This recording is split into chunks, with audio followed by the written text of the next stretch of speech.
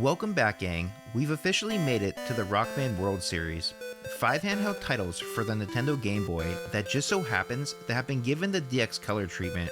So, if you're wondering what took so long to get here, well, there's your answer. These look amazing with the added color, making this almost feel like a brand new experience, which just goes to show you how good the sprite work was on the Game Boy. If you live here stateside, the Rockman World series of games were simply titled MegaMan, which I think largely do them a disservice. I mean, outside using Roman numerals for a numbering system, you couldn't really tell they were anything more than a handheld release of the original games. I don't know, man. I think MegaMan World just sounds far cooler, you know? Not to mention, the marketing crew literally slapped some recycled artwork from Mega Man 3 on the cover, so we weren't exactly off to a great start. Well, the game still managed to do well enough to make its way into the Player's Choice line of Game Boy titles, so who am I to say? Well, what I can say is that this game is often considered one of the hardest titles in the classic line of Mega Man games, especially judging from some of its earliest reviews. You could sort of feel the frustrations compounding between critics. However, difficulty aside, the game does an excellent job delivering fans a taste of that original Mega Man 1 challenge. Just bare-bones Mega Man, only now, with a mix of Robot Masters from our first 2 adventures across the NES, that offers some beautifully redesigned stages that makes this pint-sized package a true delight no matter how many times you find yourself free-falling towards the pavement below. There's a few wild cards tossed in along the way, we'll address throughout today, but this essentially gives me a valid reason to revisit some old foes, and well, spoiler alert, some new ones alike. Plus, I now have the opportunity to redeem myself here today. I didn't go into my original review as in-depth as I would have liked. I was still feeling things out back then, so consider this my redemption arc, and again, thank you to everyone that took a chance on my videos. So, without further ado, it's time to get this show on the road. The Rockman World games often come up for debate when on the topic of series canon. Many fans consider these entries in a universe all their own, while others consider them side quests which occur in between mainline releases. Now, you may argue a catalyst for this may be due to the fact that development for these games were outsourced by Capcom. Yup, our very first Mega Man handheld release would be developed by Minaguchi Engineering, a company whom over time would build a solid portfolio over at Capcom, going on to be responsible for some fan favorites during the Super NES era. Now, KJ Inafune would remain at the helm to oversee the project through, yet around time of development, Capcom had just released Mega Man 3 to store shelves, so Inafune felt a good portion of the original character models from Mega Man 1 didn't age well and wanted to give many of them a well-deserved update, and thus, our new handheld title would get blessed with some brand new sprite work. So with such a heavy influence over this project, I think it only makes the topic of continuity far more interesting to tackle. For storied purposes, I'm gonna roll with them being part of the classic canon. Besides, if these events can occur before Mega Man 9, and the Mega Man killers reside in Mega Man 10, DLC or not, you just can't have your cake and eat it too. What I can confirm here is that Rockman World 1 is a story about revenge. It's quite literally baked into the title. I dig it, but isn't the timing here just a little off? I mean, this does take place between the events of Mega Man 2 and Mega Man 3, so in theory, wouldn't Mega Man 2 be Dr. Wily's revenge? Furthermore, wouldn't every evil scheme conjured up by the Mad Doctor fall under some sort of revenge plot? Regardless, Wily has managed to repurpose the now stolen robots of light and place them alongside his own creations. Perhaps a blend of the combined two would be the key ingredient to best our hero. Wait, where's Gutsman and Bombman in all of this? I'm gonna assume Gutsman is still decommissioned after his Frankenstein appearance in Mega Man 2, and as far as Bombman goes, he wasn't exactly the poster child for Capcom, especially with a name like that. If my memory serves me correctly, they did recall his action figure for a reason. Well, with the 4 choices they went with for Mega Man 2, I think this is still a solid list of 8 Robot Masters. So, with that in mind, Wily would now go to work, constructing his latest takeover, setting plans in motion by deploying Light's 4 robot masters across the city to stir up commotion. If Wily could attack MegaMan in multiple waves, he could throw our blue bomber off his scent long enough to finalize what he's really brewing up behind the scenes. With our 4 robot masters on the loose, it's time once more to head back to that little place known as Monsteropolis. Hey, I mean, why not? We're having fun here with these, right? I'm not gonna just exclude the Capcom USA canon. We are creating chaos here today. So, let's see now. The first sector we are heading to has gotta be the power grid, of course, to hit those revolting circuit boards where it counts the most. Mega Man 1 on the Game Boy is one of those releases that feels hard by design. This is primarily exemplified through its lack of checkpoints and sticking to that old school challenge the original was regarded for. This means no E-tanks, no slide, and no assistance by our faithful canine companion. Just you and your trusty Buster Cannon, racing along some cleverly remixed stages that will have you kicking yourself from each and every bad decision you've made in the midst of combat. Every time you slip up, best believe you're getting punished for it. No ifs, ands, or buts here. It's plain old Megamanomics, that bot life, which can be broken down into a simplified run-and-gun formula. And as you put your skills on display, each stretch gets a bit more tricky as Wily seems to know the key placement for each and every enemy type to make your day a hellacious one.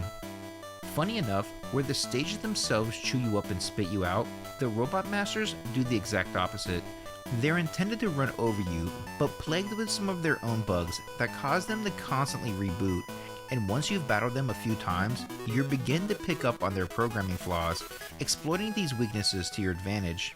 Going in somewhat hopeful now.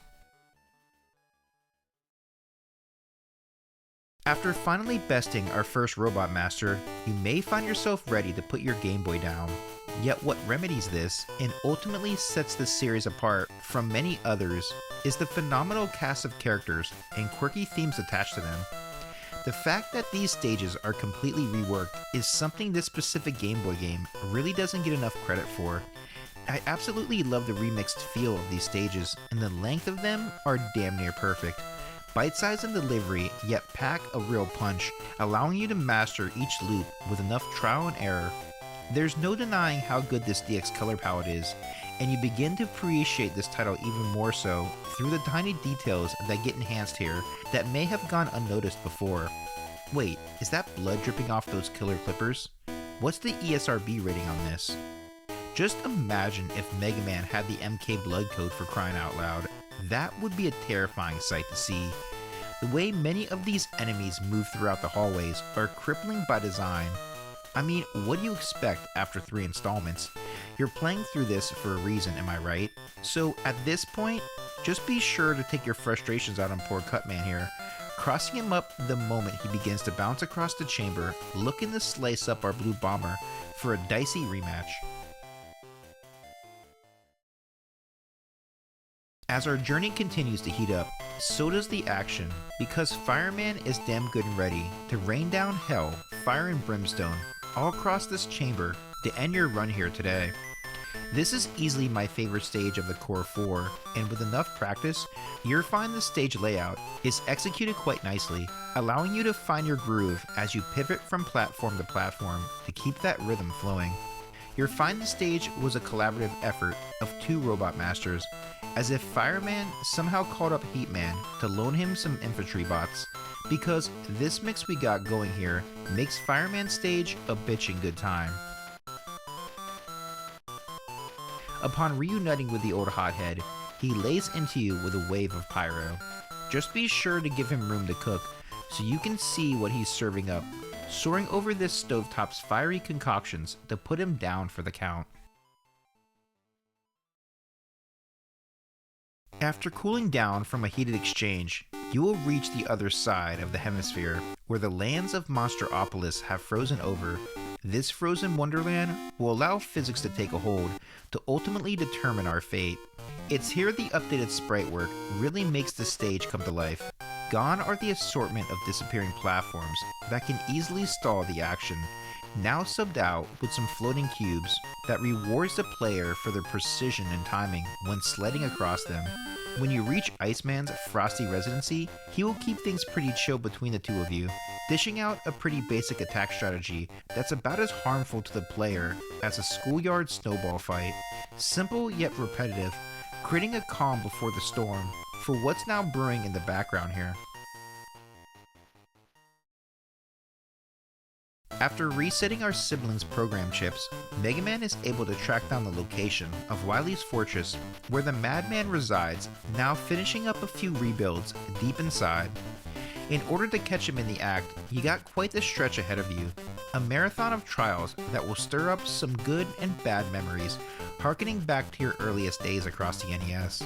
It's a good place to test out a few of your enemy's skills in order to stay afloat, and in time, you'll find you're praying for a miracle with each jump forward, just reminding yourself to not think about what's lying beneath you. In the center of this fortress lies Wily's teleportation system, which is set up to transport you to 4 unique destinations where you'll hash it out with a few old foes. 4 of his prized creations that can get a little tricky due to the battles taking place in such tight confined areas. Although we don't have the opportunity to play through a unique version of each Robot Master stage, I give this a pass due to it being the very first of the 5 titles for the Game Boy, plus the fact we get a full-length fortress here that incorporates in some of their original stage assets, making up for things just a bit here.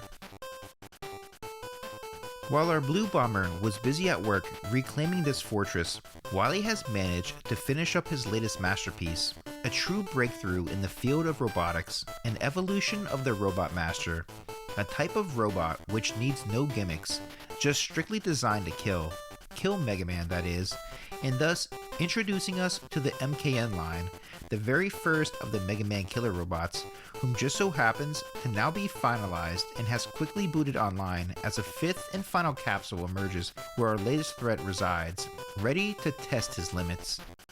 Introducing Anchor, whom comes equipped with a reverse-engineered staff that allows him to absorb MegaMan's Buster Cannon, which in return allows him to unleash the raw energy stored up for a killer blast back at our Blue Bomber. He's lightning quick and uses the speed in tandem with his reflective capabilities to overwhelm our hero. He's got a killer instinct, that's for sure, but there's just one fatal flaw about this dude's programming. He takes damage at the same rate he absorbs it, which in return gives our hero hope now. If you can telegraph those smooth moves of his, you can serve him up all the energy he could ever dream of, overloading his circuitry to let him know who the real boss around here truly is. With Wily's fortress overthrown, he quickly retreats to his machine world in the sky, Wily's own personal space station. Seriously, how did no one see this thing just chilling up here? With MegaMan now in pursuit, he teleports down inside for a second go with the old doctor, only this time the bullshit is cranked up to the max. Where we had some breathing room prior, it's been replaced with nothing more than hot air. Those lovely pits of despair return, with everyone's favorite disappearing platforms and some tanky to all hell enemies occupying that prime real estate, typically needed to catch a break. However, as I mentioned prior, this is no new song and dance, and if you've made it this far, you're well suited for the task at hand, especially for the seasoned MegaMan player, so suck it up and power through, avoiding the usual suspects that would have most likely did you in a few stages prior.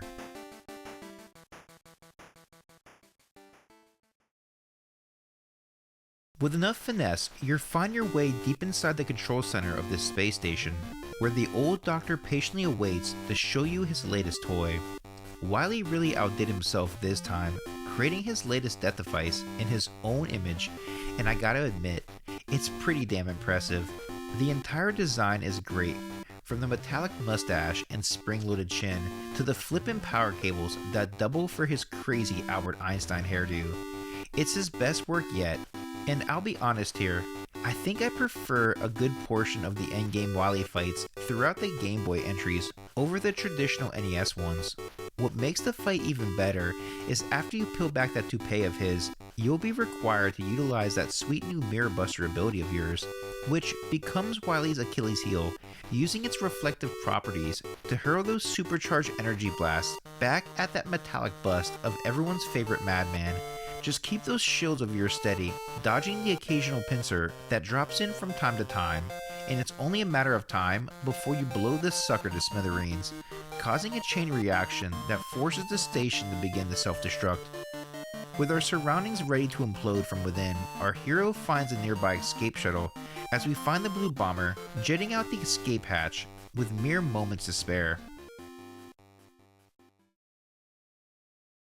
As our blue bomber makes his way back home, he reflects on his journey today, wondering whom or what was that new robot he faced back on Earth.